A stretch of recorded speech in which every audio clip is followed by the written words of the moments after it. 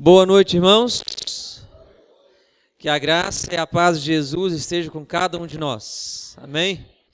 Mais uma vez, é uma alegria muito grande poder estarmos juntos para adorar o nome do nosso Deus e aprendermos um pouquinho mais da sua palavra. Ao longo dessa semana, estamos aí meditando em alguns milagres de Jesus. E eu confesso para você que eu tenho aprendido muito ao ir cada dia nas Sagradas Escrituras, meditar nesses milagres, buscar aprender lições. E a mensagem, geralmente fala primeiro ao coração do que vai transmitir a mensagem, né? Porque se não fala a quem está transmitindo, como pois o que está transmitindo vai conseguir passar essa mensagem, né? E ao longo dessa semana, muitas lições tenho aprendido ao longo desses milagres. E às vezes esses milagres que já tinha lido, relido várias vezes, mas cada vez que nós vamos à palavra de Deus, com o coração desejoso de ouvir a voz de Deus, Deus fala conosco. Amém? E hoje nós vamos falar aí sobre um milagre que talvez ao olhar de imediato pense assim, o que esse milagre de fato contribuiu na vida das pessoas. Nós vamos abrir a Bíblia agora no Evangelho de Mateus, no capítulo 14. Ontem nós estudamos Mateus 14, versículo 13 a 21. Hoje nós vamos estudar aí o versículo 22 ao versículo 33. Uma sequência aí de prodígios, milagres que Jesus realizou. E nós vamos pegar algumas lições para a nossa vida. Evangelho de Mateus, no capítulo 14. Amém? Todos encontraram? Pronto. Nós lemos assim o versículo 22 em diante. Logo a seguir, compeliu Jesus os discípulos a embarcar e passar adiante dele para o outro lado, enquanto ele despedia as multidões.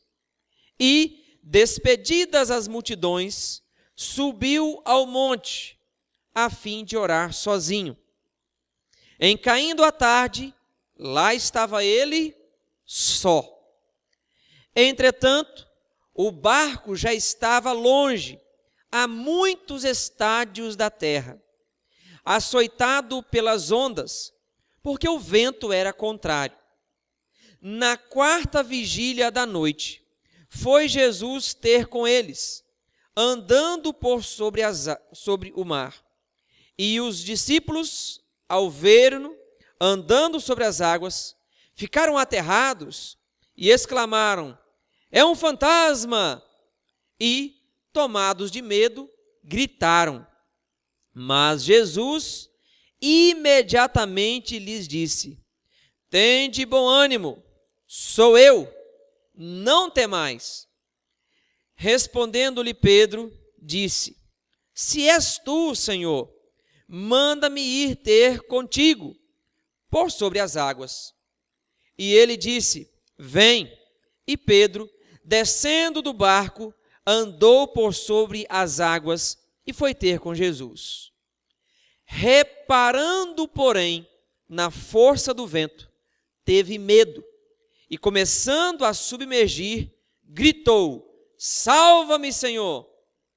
E prontamente Jesus, estendendo a mão, tomou e lhe disse: "Homem de pequena fé, por que duvidaste?" Subindo ambos para o barco, cessou o vento. E os que estavam no barco o adoraram, dizendo: "Verdadeiramente és filho de Deus." Amém?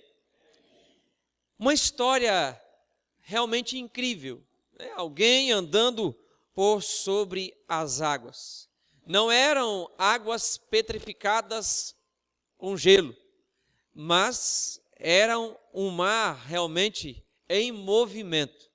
Mas aqui há alguns elementos aqui nesse texto que nos fazem entender um pouco mais o sentido dessa história.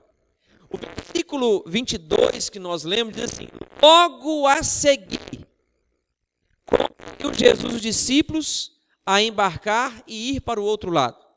Logo a seguir, mas logo a seguir o quê? E por que Jesus compeliu, ou seja, insistiu para que eles entrassem no barco e fossem para o outro lado, enquanto ele ficaria ali despedindo as multidões? Não havia possivelmente um outro barco para Jesus entrar e ir depois, mas Jesus insistiu com eles para eles irem para o outro lado. Insistiu, e o texto diz, logo a seguir. Quando nós vamos no Evangelho de João, no capítulo 6, vamos comigo ali no Evangelho de João, no capítulo 6. O que aconteceu antes? O relato de Mateus relata apenas o momento ali da multiplicação dos pães e peixes, mas no relato de João, logo após ali a multiplicação dos pães e peixes, é dito alguns detalhes interessantes. Versículo 14 e o versículo 15 de João, capítulo 6. Olha o que é dito aqui em João. João 6, versículo 14. Diz assim, ó: vendo, pois, os homens o sinal que Jesus fizera, disseram: este é verdadeiramente o profeta que devia vir ao mundo. Sabendo, pois, Jesus que estavam para vir com o intuito de arrebatá-lo para o proclamarem rei, retirou-se novamente, sozinho, para o monte. Observem que logo após aquela grande multiplicação de pães e peixes, o povo se agitou. Só que o povo se agitou pensando, olha, esse aqui verdadeiramente é o profeta que havia de vir. A concepção aqui já está errada. Profeta, né? E Jesus, lendo o coração deles, percebeu que eles queriam fazer o quê? Eles iam pegar Jesus, iam pegar, levá-lo, essa palavra arrebatar aqui, inclusive uma expressão que alguns cristãos usam para dizer do arrebatamento secreto, que não tem nada de arrebatamento secreto, só porque aparece a palavra arrebatado. Aqui, Jesus está dizendo que os discípulos e as pessoas iriam arrebatá-lo. O que quer dizer arrebatar? Iriam tirar daquele local, iriam levá-lo para então proclamarem rei. Você sabe, aí seria uma confusão tremenda. E o intuito de Jesus não era ser rei aqui nessa terra. Em outras palavras, começou a haver uma tempestade no coração daquelas pessoas. Uma tempestade movida ali pelo impulso de ter uma nação com um líder seu. O intuito, talvez, daqueles discípulos de agora é o momento, proclamamos ele rei, e nós aqui os 12 vamos ser os seus principais homens aqui de confiança. E tudo aquilo possivelmente estava no coração daquelas pessoas. Alimentado, que Jesus multiplicou os pães, fez aqueles grandes milagres. João Batista já havia morrido, agora Jesus é quem estava pregando, fazendo milagres. Havia feito agora aquele grande milagre de multiplicar 5 pães e 2 peixinhos. E agora então eles pensaram, agora é a hora. Olha aqui, nós temos uma multidão. Diga-se de passagem, poderia ter possivelmente até cerca de 20 mil pessoas. O número exato nós não sabemos, mas ele varia entre 10 a 20 mil, porque só se contou os homens, eram 5 mil, fora as mulheres e crianças. Agora imagine aquela grande multidão pegando Jesus, adentrando na cidade e dizendo, este é o nosso rei. Quando se ia formar um exército grande para batalhar contra esses? Era muita gente. Ele realmente poderia ser proclamado rei, poderia haver realmente uma grande confusão. E não era esse o propósito de Jesus. Então Jesus, quando ele insiste para que aqueles discípulos entrassem no barco e fossem para o outro lado, possivelmente fosse Judas, que estava ali fazendo o burburinho para que fizessem isso com Jesus, proclamá-lo rei. E Jesus, vendo tudo aquilo, falou: olha, insistiu com eles: entra no barco e vão para o outro lado. Então, palavras, vocês precisam acalmar os ânimos de vocês. Eu vou orar. Ele saiu e foi orar ao Pai, sozinho. Jesus manda os discípulos entrar no barco para acalmarem a tempestade que estava no coração deles. E a tempestade que sobreveio depois foi um instrumento de Deus para acalmar a tempestade que havia no coração deles. Sabe, às vezes acontecem algumas circunstâncias tempestuosas em nossa vida para que a tempestade que há no nosso coração, talvez o orgulho, a vaidade, a presunção, pecados interiores que estão ali nos destruindo, sejam aplacados. Às vezes alguém que está, digamos, no auge e tal, de repente acontece uma tempestade, ele vai, entre aspas, no fundo do poço, para acalmar aquela tempestade do orgulho que está no coração dele. Às vezes Deus permite uma tempestade externa para aplacar uma tempestade pior que a interna. A tempestade externa podem às vezes danificar a nossa saúde, o nosso financeiro, ou tantas outras coisas. Mas a tempestade interna, a tempestade do coração, ela pode nos tirar a salvação, que é o pior. E o interesse maior de Jesus é a nossa salvação. Por isso, o interesse maior de Jesus é trazer paz ao coração humano. Então, quando Jesus envia aqueles discípulos no barco, sozinhos, e ele fica para orar, ele ali estava intercedendo por aqueles discípulos, pedindo ao Pai: acalma o coração deles, pedindo ao Pai: Senhor, eles precisam entender o foco da missão. Senhor, eles estão com o coração nas coisas aqui deste mundo. Senhor, eles estão com o coração num reino terreno, e não foi para isso que eu vim. Eu imagino Jesus orando assim ao Pai, intercedendo por aqueles discípulos. E na verdade, nas orações de Jesus, Jesus orava inclusive por nós.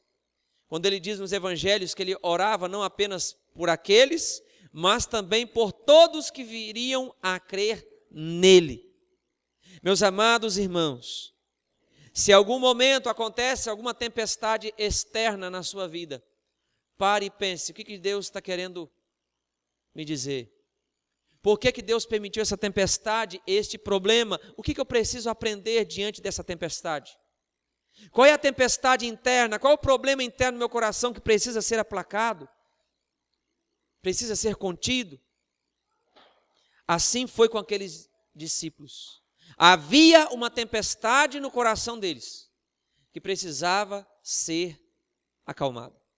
E a Bíblia nos mostra que Jesus insistiu para eles entrarem no barco e irem, e ele então ficou despedindo da multidão. Jesus, depois de despedir da multidão, imagino que isso demorou um tempo, porque não eram 50, 100 pessoas, eram milhares de pessoas ali. Mas depois de despedidas as multidões, Jesus subiu ao monte para orar. Esta é uma cena que era comum os discípulos presenciarem: Jesus se retirando para orar. Quantas vezes Jesus tirava tempo, noite inteira orando? Quando foi escolher os discípulos, quando estava prestes a ser entregue, Jesus gastou tempo em oração. E é sempre um lembrete para nós: quanto tempo nós temos gastado em oração. Se Jesus, sendo Filho de Deus, o próprio Deus, gastou tempo em comunhão com o Pai, em oração, quanto mais nós precisamos gastar tempo orando, clamando a Deus. Jesus tirava momentos a sós. E é interessante que Jesus não apenas tirava momentos a sós, mas quando foi falar sobre oração, ele não falou de uma oração pública, bonita, cheia de palavras diferentes, bem elaboradas. Ele não falou da oração pública, não que a oração pública seja errada, muito pelo contrário, nós precisamos ter os momentos de oração pública. Mas ele enfatizou a oração particular. Tu entra no teu quarto, fecha a tua porta e ora ao Pai. E Ele vai ouvir você, Ele está de ouvidos atentos.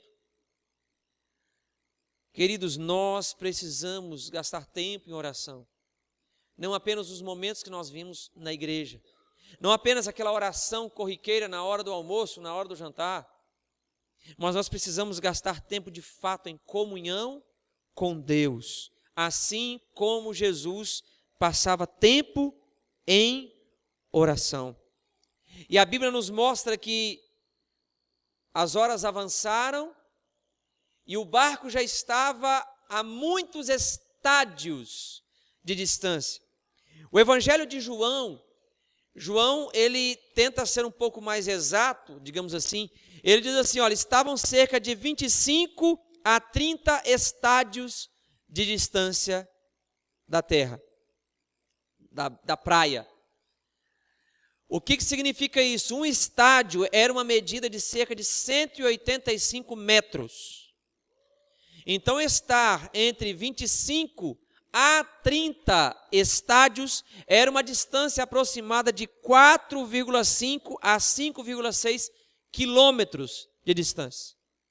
O Mar da Galileia, ele tinha em seu local mais extenso, uma largura de 13 quilômetros, embora chamado de Mar da Galileia, ou Mar de Tiberíades, era um lago de água doce, como o nosso rio Tocantins. Mas ele chegava a um certo local, ele tinha cerca de 13 quilômetros de largura. E é interessante que a Bíblia nos fala que o vento era contrário. O vento soprava contrário, assim como o contrário era os sentimentos que haviam no coração daqueles homens. Fazendo uma analogia aí à tempestade que estava no coração deles. Agora, veja, eu não sei quantos aqui já andaram de barco, em alto mar. Eu só entrei em barco, e não foi alto mar, né? Foi alto rio, vamos dizer assim. No Lago de Palmas ali, à noite, para pescar. Eu e o pastor Flávio, que foi pastor aqui. Algumas vezes a gente foi para Concílio, aí lá a gente tinha um irmão que tem um barco, e a gente entrava no barco e ia lá para o meio do lago, à noite, pescar. E teve uma noite que a gente foi de teimosia, porque não tinha lua à vista. E para quem pesca sabe que o melhor momento para pescar à noite é quando se tem lua, e a lua esteja ali bem clara. A primeira vez a gente foi e estava a lua bonita e tal. Aí foi maravilhoso, pescamos muito, muita curvina. Aí quando a gente foi pela segunda vez, falamos com o irmão, olha, não tem lua e tal, mas se vocês quiserem nós vamos. E fomos. Irmãos, era uma escuridão tremenda, mas ficamos ali umas 4 horas até acabar com todas as iscas que a gente tinha levado. E a gente voltou com 56 curvinas ainda, pescadas. Mas agora imagine à noite. Ali eu fui no momento de calmaria, uma tranquilidade, uma paz. Você não escutava barulho, era de nada, basicamente. Agora imagina a tempestade. Aqui diz que já era a 4ª vigília da noite. Veja, por que 4ª vigília? Eles contavam o tempo naquela época, à noite, em vigílias. E começava assim, de 6 horas da tarde, né, que é o pôr do sol, até cerca de 9 horas, uma vigília. De 9, colocando para o nosso horário, né, até as 12, segunda vigília. De 12 até as 3, terceira vigília. E das 3 às 6, a quarta vigília. Ou seja, quando Jesus foi encontrar-se com ele, já era entre 3 horas da madrugada às 6 horas da manhã. Era no mínimo 3 horas da madrugada. E veja, quando Jesus despediu deles, era pôr do sol. Jesus passou horas e horas ali orando. Deu tempo de acontecer ali a tempestade e tudo, e Jesus orando. E agora, saber a distância aqui é interessante por quê? Porque, veja, Jesus não andou 10 metros sobre as águas. 5, 3. Ele andou uma distância longa de cerca de 4 a 5 quilômetros sobre as águas. Uma distância como essa, o indivíduo não via mais a margem, basicamente, principalmente à noite. E agora Jesus vem ao encontro deles. Isso nos mostra, queridos, que Jesus sempre vem ao encontro daqueles que estão necessitados. Aqueles homens estavam preocupados, desesperados. Jesus não estava ali com ele. Em meio à tempestade, pensaram, por que Jesus não está aqui conosco? Há um outro detalhe também, que talvez, há uma possibilidade que Jesus, ele insistiu com eles demoraram a sair, e por isso passaram pela tempestade. Há uma possibilidade também, que no texto inicial diz que ele insistiu para eles irem. Então, possivelmente, eles demoraram um pouco aí. Nessa demora, sofreram a tempestade. Aqui um alerta, né? Quando Deus nos pede algo, não é para nós demorarmos. Tem gente que fica hesitando, demorando tomar uma decisão. Ah, daqui a pouco, não, vou esperar mais um pouco, e mais um pouco, e mais um pouco, eu espero mais um pouco. A Bíblia nos fala quando que é o momento de irmos, de tomarmos a decisão. Hoje, se ouvirdes a voz do Senhor, não endureçais o vosso coração. Quando o apóstolo Paulo ouviu a pregação, então por que te demoras? Levanta, recebe o batismo, entrega a tua vida. A demora pode trazer sérias consequências. Talvez aqueles discípulos estivessem sofrendo também com a tempestade por causa da demora em atender a ordem de Jesus. Agora estavam ali na tempestade e clamavam por socorro. Jesus vem andando sobre as águas e eles se assustam. Pensam de imediato que era um fantasma. O que o medo não faz com o indivíduo, né? O medo faz enxergar coisas que não são. O medo fez eles verem ali um fantasma, quando na verdade era Jesus. O medo faz nos tomar até mesmo decisões precipitadas. Será que eu estou falando com alguém que em seu coração hoje está predominando o medo? O medo talvez do desemprego, o medo talvez de uma doença, não sei qual o medo. O medo relacionado a alguma coisa no ambiente familiar. O que tem trazido medo ao seu coração? Não deixe o medo tomar conta do seu coração, porque você pode ver aquilo que nem existe. Estar com medo de algo que não traz risco para você. Jesus chegou ali e eles de imediato acharam que era um fantasma, mas quando olharam direito, viram que era de fato Jesus. Mas como que eles perceberam que não era Jesus?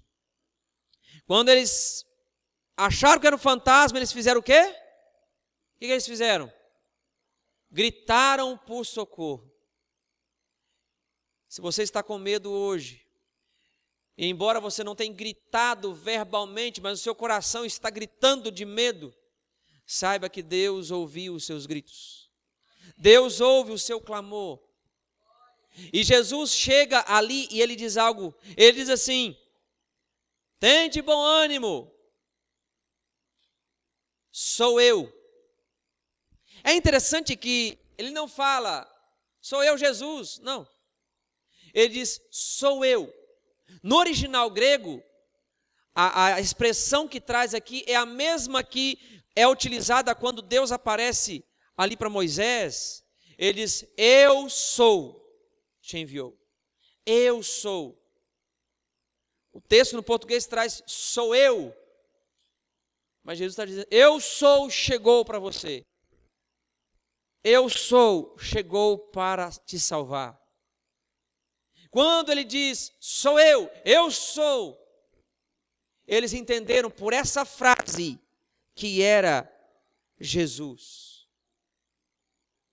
E ele completa, não temais, não tenha medo. É interessante que essa expressão, não temas, ela aparece mais de 300 vezes na Bíblia. Sabe por quê, queridos? Porque quando Adão e Eva pecaram, quando a humanidade caiu, a primeira coisa que Satanás colocou no coração humano é o medo. E é por isso que em toda a Bíblia nós vamos ver várias vezes Deus dizendo, não tenha medo, não temas. Deus hoje diz a mesma coisa para mim e para você, não tenha medo. O que está trazendo medo para você? Tem gente que está com medo por causa da guerra lá em Israel. Tem gente que na pandemia, principalmente, sofreu com medo e até mesmo hoje ainda sofre com medo. Medo de uma doença, medo da questão do emprego.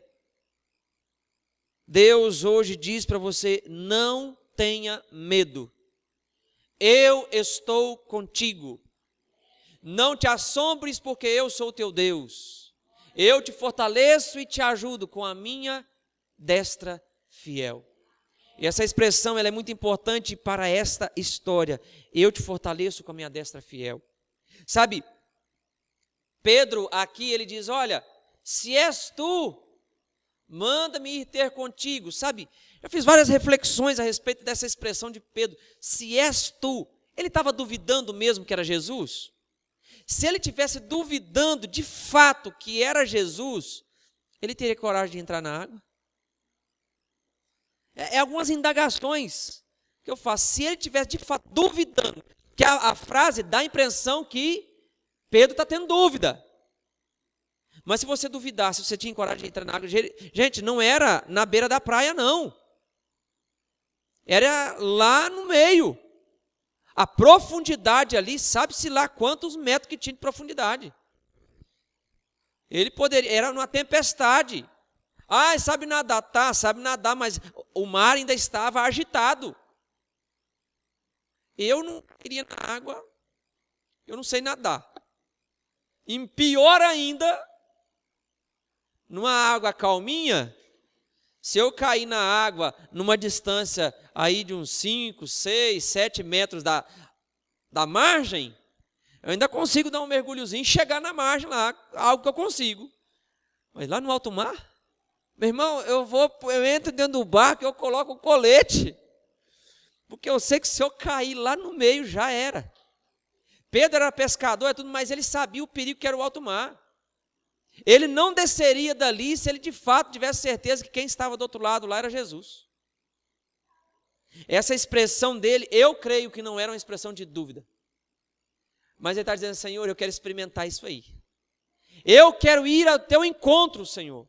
Eu não quero ficar aqui no barco, eu quero ir ao teu encontro, porque é em ti que eu encontro de fato segurança. Aqui o barco está balançando para um lado e para o outro, eu quero ir ao encontro de Jesus. E esse era o desejo de Pedro. E sabe, quando eu meditando isso aqui, eu pensei, isso aqui é a vida cristã. Essa atitude de Pedro era o mais velho ali dos discípulos. Era, digamos, por isso ele era basicamente o líder entre eles, porque ele era o mais velho, e o mais velho era respeitado assim. E Pedro, ele toma a decisão de ir a Jesus. E ir a Jesus requer atitude. E quando ele desce do barco e ele entra na água e ele começa a caminhar, enquanto ele estava com o olhar fixo em Jesus, ele estava caminhando.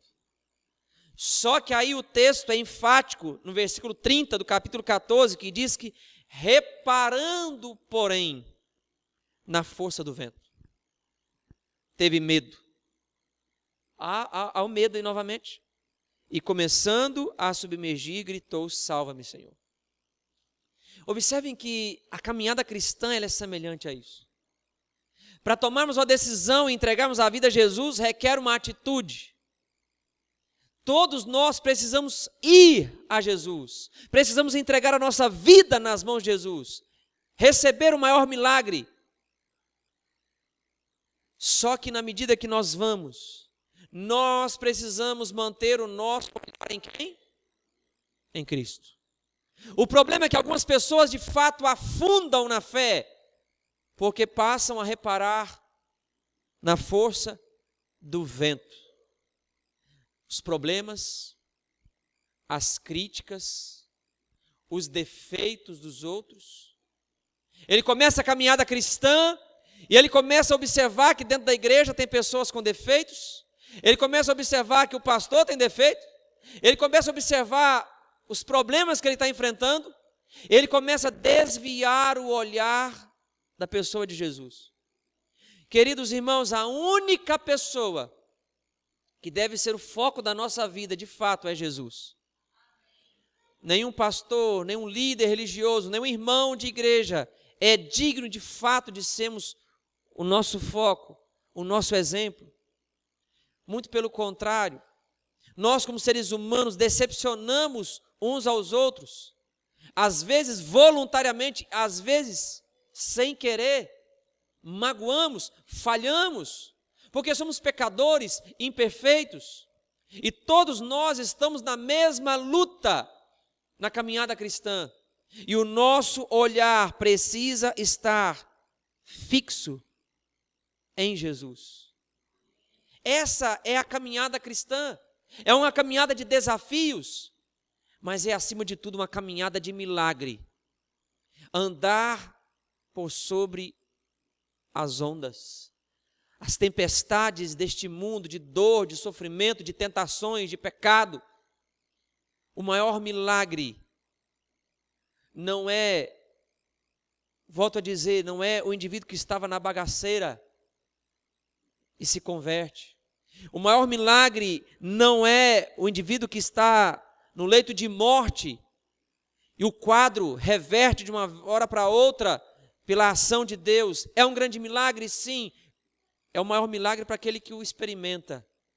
Mas para mim e para você, o maior milagre é aquele que nós experimentamos. E o primeiro maior milagre na nossa vida precisa ser a transformação do nosso caráter, da nossa vida. O primeiro maior milagre precisa ser de fato a conversão. O primeiro maior milagre é de fato andar por sobre as águas tempestuosas deste mundo de pecado. Assim, eu comparo a vida cristã a esse caminhar de Pedro por sobre as águas. Mas sabe, talvez eu esteja falando com alguém que começou a caminhada com Cristo, entregou a vida a Jesus, mas em algum momento começou a olhar, reparar nos ventos. Eu não sei qual foi o vento que te trouxe medo. Mas Pedro aqui, quando ele teve medo, ele começou a afundar. Ele, quando viu a consequência do medo, ele gritou. E a Bíblia nos diz, mostra que Jesus prontamente, olha essa expressão, prontamente, Jesus estendendo a mão, tomou e lhe disse: homem de pequena fé, por que duvidaste? Jesus imediatamente estendeu a mão para erguer Pedro. Assim também, queridos, quando nós caímos, a mão de Jesus já está estendida para nos socorrer. Quando nós caímos e clamamos, a mão de Jesus já está estendida para nós. Estou falando para alguém que porventura começou a caminhada cristã, mas olhou para os ventos, olhou para os problemas e começou a afundar. E agora no íntimo do seu coração tem gritado, tem clamado: Senhor, me salva, me resgata, me leva de volta. Deixa eu dizer algo para você, Jesus está com a mão estendida. Lá em Isaías 41, versículo 10 e versículo 13, ele diz que ele é o nosso Deus, e ele usa a mão direita dele para nos ajudar. E ele diz também que ele nos toma pela mão direita. Captou a imagem? A mão direita de Deus, tomando pela nossa mão direita. Isso é a imagem de alguém que está caído e precisa ser erguido. A mão direita de Deus está estendida para nos erguer, independente do erro, do pecado que nós tenhamos cometido. Hoje, o maior milagre que Deus deseja realizar na nossa vida é nos erguer em meio às quedas. O maior milagre que Deus deseja realizar na minha e na sua vida é fazermos novamente andar por sobre as águas. Fazemos o que aos olhos humanos parece difícil, parece impossível.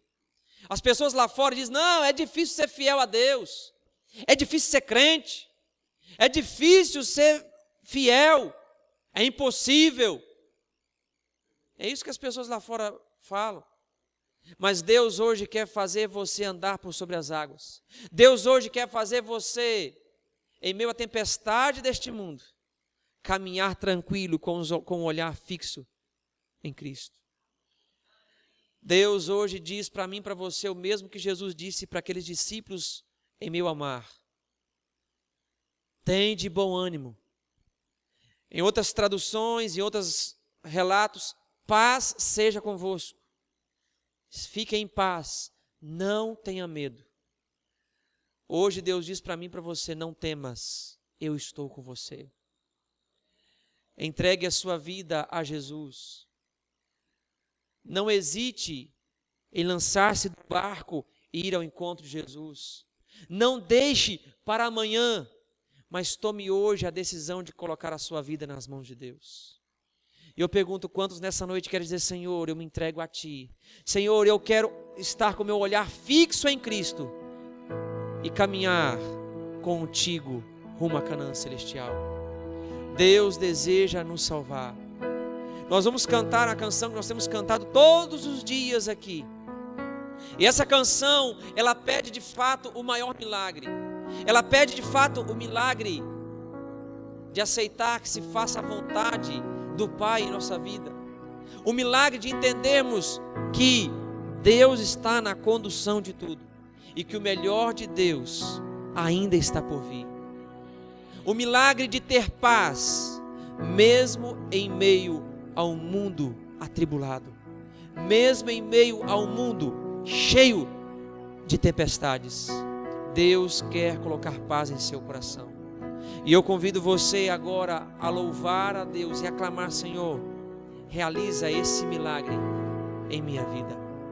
Vamos colocar de pé e vamos adorar o nome do nosso Deus, cantando, clamando a Deus este milagre. Vamos orar. Senhor Deus, amado Pai, muito obrigado, Senhor, porque quando nós estamos em aflição, antes mesmo de nós pensarmos em lhe procurar, o Senhor já vem atender o nosso socorro, vem ao nosso socorro.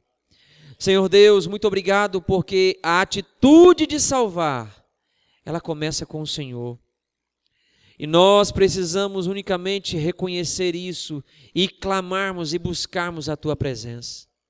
Senhor Deus, eu não sei se porventura há alguém aqui nesta noite que tem uma tempestade em seu coração. Talvez essa tempestade seja o orgulho, talvez essa tempestade seja a ansiedade, o medo, a aflição. Eu não conheço o coração, mas o Senhor o sabe. E nesta noite nós te pedimos, ó Pai, que o Senhor acalme esta tempestade no coração deste teu filho, dessa tua filha. Senhor Deus, que o Senhor nos ajude a cada dia caminharmos com o olhar fixo em Jesus. Há alguém aqui nesta noite, ó Pai, que precisa tomar a decisão de entregar a vida em Tuas mãos, de se lançar, ó Pai, no mar e ir ao encontro do Senhor. Que essa decisão, ó Pai, não seja postergada, mas que hoje essa decisão seja tomada para a honra e glória do Teu santo nome. E que o olhar esteja fixo, não nos homens, mas esteja fixo em Jesus, aquele que pagou o preço por cada um de nós. Senhor Deus, obrigado porque o Senhor estende as mãos para nos salvar. E nesta noite, nós, ó Pai, queremos agarrar em Tua mão e sermos erguidos, fortalecidos pelo Senhor. Nós nos entregamos a Ti e o fazemos no nome de Jesus. Amém.